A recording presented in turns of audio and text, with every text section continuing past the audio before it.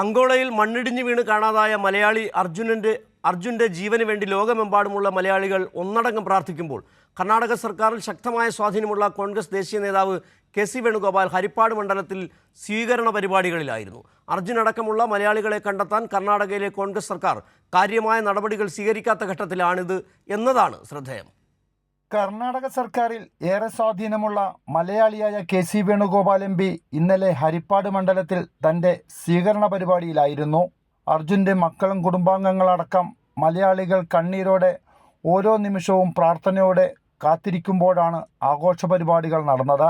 ഇതിനെതിരെ കോൺഗ്രസിനുള്ളിൽ നിന്ന് തന്നെ ശക്തമായ വിമർശനങ്ങൾ ഇപ്പോൾ ഉയർന്നു വരികയാണ്.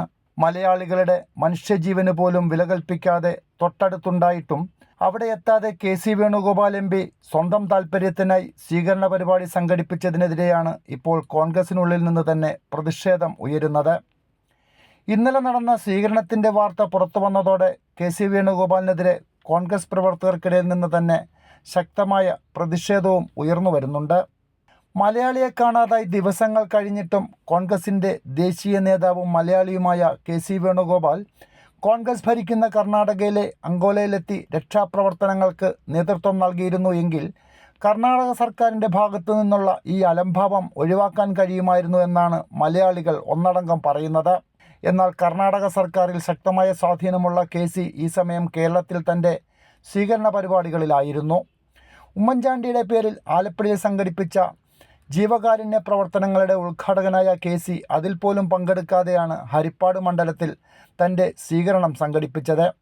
ഇതിനെതിരെയും കോൺഗ്രസിലെ ഒരു വിഭാഗത്തിന് ശക്തമായ പ്രതിഷേധമുണ്ട്.